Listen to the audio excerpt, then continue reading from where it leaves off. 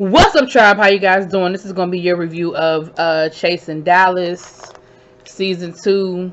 I have no idea what episode this is. Episode 13. We don't have 13. Okay. So I think I'm about to step on a whole lot of toes with this particular episode because I'm irritated with a whole lot of y'all. So yeah, I know it is what it is, and it is what it is. This first scene where we see Reese G, Dior, and Trey Howard getting ready. All of them are a part of the Dallas Fort Worth area LGBTQIA award show that's upcoming. Reese's presenting an award. Dior and Trey are hosting the show, and so they're there for the rehearsal. And there is tension.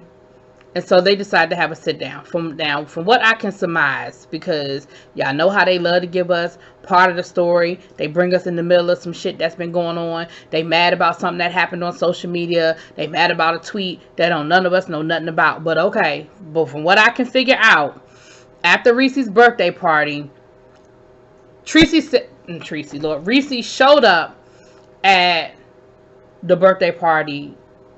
And he said that Trey Howard walked in there with a stank ass attitude. Trey threw shade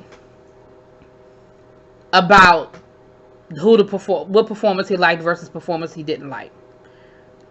Then Reese did a live, then Trey did a live, and they was throwing shots at each other. Listen, both of y'all was fucking wrong. Both of y'all was wrong. It is what it is.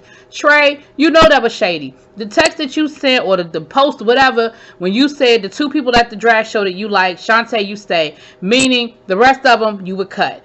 It's shade. Is it that serious? Is it that deep? Nah, it really isn't. But what is serious and what makes it deep and what makes it serious is the fact that y'all already hadn't really cleared the air from the whole fight situation. There was, already some shit in the air and some animosity in reference to that. Now, y'all sit down and have a conversation to clear the air. Trey Howard, you had the nastiest, the stankiest fucking attitude that I have ever seen. You did not walk in that room with the intention of clearing anything with Reese at all. You was stank from the beginning. You was cutting him off. You was rude. I wouldn't have talked to your ass. Reese did better than me because he was probably trying to make a scene out of it, but I wouldn't have talked to your ass. You were nasty. Now, maybe you were nasty because you were already pissed off or you were already in your feelings or whatever. But then that wasn't the right time to try to have a conversation to clear the air. Because you had no intention of doing that. Reese, you were a little stank too. And again, maybe you were stank because you were reading the energy and your energy was bouncing off of his energy. Maybe you were stank because you walked in the room and you were already feeling how you was feeling. But both y'all was stank. And Trey, in a situation that you're in, let's put everything else aside and let's look at this from a business point of view. At the end of the day, Reese was your boss. Period. I understand that y'all don't get a paycheck from Chasing Dallas. However, Reese G is the producer. Which means that everybody that's on the show is a subordinate to his position in that moment. So, if that were your boss and you walked into a conversation with your boss with the attitude that you had, you would fucking be fired, regardless of whether you were right or wrong. So, from where I'm sitting, that conversation was never meant to be successful. That conversation was never it was never any intention of that conversation having a resolution to it. Then y'all proceeded to have, and then you went and you were talking about Reese's clothes and stuff like that. Like, now you get making it personal. Now you getting away from what it is that y'all really got an issue about, and you getting it personal, talking about he look a mess and his shoes are dirty. Like, that's real elementary school. And then you talking about something, I don't know if you're having a midlife crisis. You sound ignorant, Trey Howard. You sound ignorant. Reese ain't even damn 30 yet. How the fuck is he having a midlife crisis? Like, chill out. That whole scene irritated me because let me tell you what I get sick of. I get sick of y'all young millennials with these stank ass attitudes and with this entitlement that somebody owe you something. Don't nobody fucking owe you nothing. Reese G gave you an opportunity to be on his platform. Either you want to be on it or you don't. Period. Then y'all were outside. Dior is trying to mediate the situation. He's the only mature person out of the three of y'all that's trying to resolve the situation. And Trey, you still on the sideline being simple, sucking on your goddamn lollipop, looking like you 5 years old. I'm sorry, Trey. When we interviewed you, I liked you, and I still like you, boo. Take this in the spirit in which it's coming. But in that moment, you were acting like a spoiled brat, and you were wrong. Dior, I can appreciate the fact that you were hearing everybody out and that you didn't let your emotions get excited. You didn't get excited. You didn't get emotional. You didn't get loud. You didn't get disrespectful. I can appreciate that. Regardless of whether I agree with what you were saying or not, I appreciate how you handled the situation. Reese, I appreciate the fact that when it got to a point where you felt yourself going left, you walked away from it. I even appreciate the fact that you gave everybody a hug on your way out. I can appreciate that. But Trey Howard, check yourself, boo, because you were wrong. Period. Now, Dior, I can appreciate that you were saying how you didn't think that the tweet was a big deal, that all it was him defending, him saying that he enjoyed seeing his father and his auntie up there performing, and you're right. It wasn't that serious. Seriously, that the tweet really wasn't that big of a deal. It just wasn't. But don't say it wasn't shady. It was fucking shady, but it wasn't that serious. It's kind of like last week with the situation with the kill fuck thing. It's just not that serious. Was it shady? Yes. Was it serious? No. Lord. Then we get to I think the next scene, I don't know if I might be out of order. I think the next scene is where Markel is having his kickback. His Ponderosa, his kickback, whatever the hell y'all calling it. I don't know what it is. So the next scene we see is Markel and Reese. Markel is getting ready to have, like I said, a Ponderosa kickback, whatever y'all want to call it. Now what we see is Markel, you was a little messy. You was a little messy, Markel. Basically, Markel said that Reese and Trey Womack ain't really getting along anymore because him and Trey Womack done fell out. Why y'all fell out? What happened, Reese? See, I be trying to go along with you, Reese, because I like you, boo. But it's really not looking good. It's really looking like there was something going down between you and Trey Womack. Now, I don't know if you sealed the deal and you did the do, but it definitely seems like there was some flirty going on, and there was some whispers, and there was some I don't know. And now you and Trey Womack ain't cool. What the hell done happened? What had happened? And Markel, messy ass, gonna tell everybody that he gonna use the word boyfriend. Now, I don't think it quite got to the level where he was your boyfriend. I don't know. It could have been, though. Maybe shit. I don't know. But I definitely think it is more to the Trey Womack story than we are being led to believe. Now, that is just my 2 cents. That is my opinion. That is my opinion. Now, the kickback, George was supposed to come to the kickback, but George ain't never come to the kickback. So, then, so it was Markel, Carrie D, Trey Womack, Reese was there. And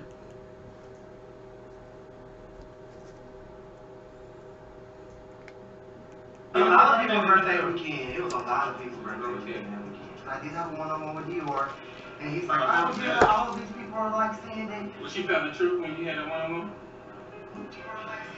She didn't really want to own her part in, you guys' whole situation. But I can't make somebody own what the fuck that they've been doing. Oh well, y'all. There's a little blooper in there. Y'all deal with it. Anyway, so the only thing that was really that deep in this whole conversation, Ariel and Dior ended up coming, and so everybody was cool. Wasn't no whole lot of mess going on. Like, people didn't know how it was gonna be. The one thing Ariel asked is statuesque, okay? Because her next to Dior looked like a damn midget. I didn't even know that was Dior when she first came through there. Go on, Miss Ariel. I know that's right. So, the only thing that was really that deep that we found out in this conversation, because y'all know what I'm not talking about that they talked about. Y'all know what I ain't going to say. But what they did bring up was there was something went down to the New Orleans between George and Trey Womack. Come to find out, somehow or another, George and Trey Womack ended up at the same hotel room together, and George pulled his you-know-what out and asked Trey to suck it. Now, according to Trey, he ain't do it, and it ain't go down, and that they were drunk, and it was just one of them things that happen when you drunk, and people just drunk and sexual or whatever. But baby, that ain't a good look for you, George. I'm just saying, who just be randomly going around pulling out their penis, saying suck it? I don't know. Now we're gonna get to George's side of the story in a minute. Y'all know I'm gonna tell George's side of the story. So that's just how that went down. Now, the one thing Dior did do was that Dior did admit that the comment that Trey Howard made was a little bit shady. But like Dior said, he said, look, but the problems that they have and the beef that they have with people, it don't have nothing to do with me. Their beef is not my beef. Their problems are not my problems.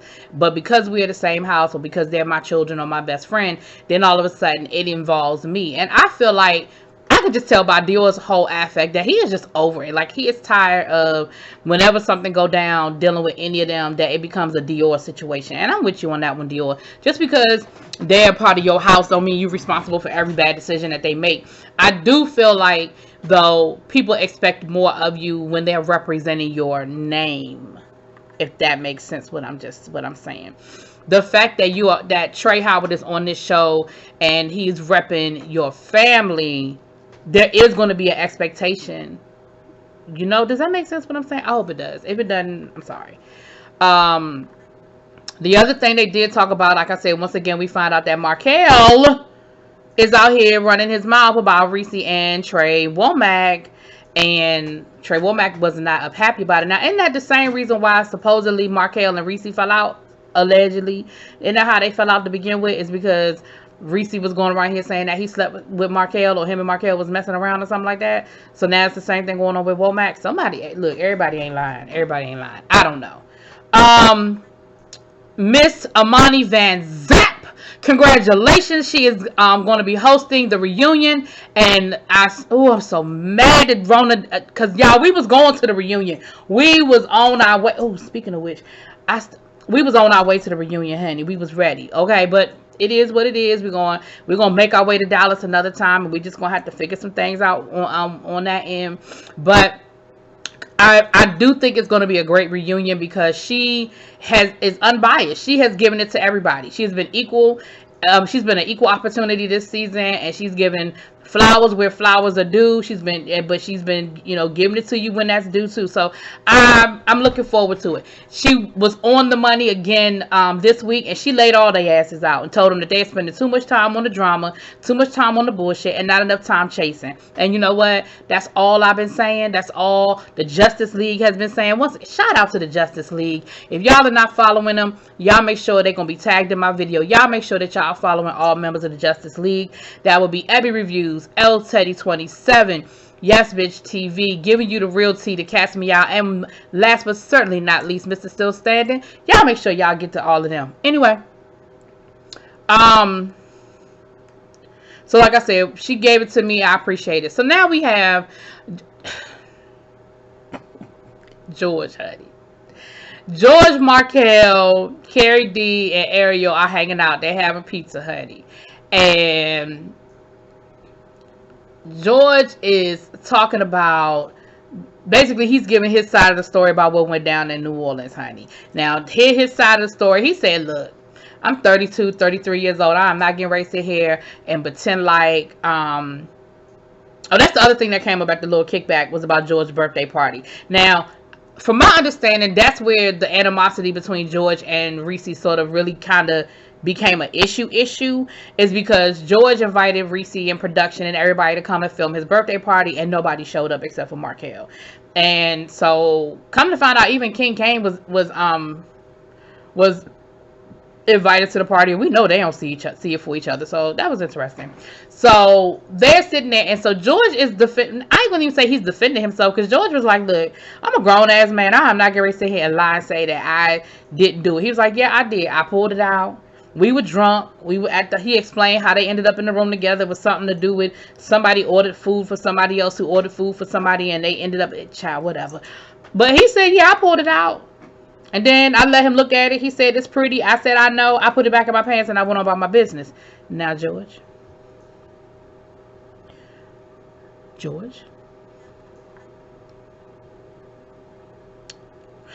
I don't know how they do things on your side, but on my side, When a man pull it out, he is expecting somebody to handle it. I'm just saying. He gonna at least ask. I'm just saying. Ain't nobody just pulling it out and then putting it back in without an expectation. Especially if y'all was sitting there drunk and probably was flirting with each other, probably giving each other the eye. Trey Womack was probably throwing it back on you. You know you pulled that thing out and wanted him to do something with it. You know you did. Now, ain't nothing probably popped off, but you know you wanted it to. Then all of a sudden, who come walking up in the pizzeria? Of all the pizzerias in all of Dallas, who come walking up in there while they filming the scene? Reese. Now, I'm going to tell you what I think went down. Now, Reese said it was his day off. He didn't even have on no makeup. He was being all bummy. And he just happened to stumble on it. And he was like, damn, ain't nobody call and invite me. Child, you know that CJ called your ass and told you to get down to the pizzeria because George was down there and they was talking about Nolans. You know that. That wasn't no accident. You ain't just happened to roll up in there to get you a slice of damn pizza. Talking about I live down the street. Boy, bye. But then...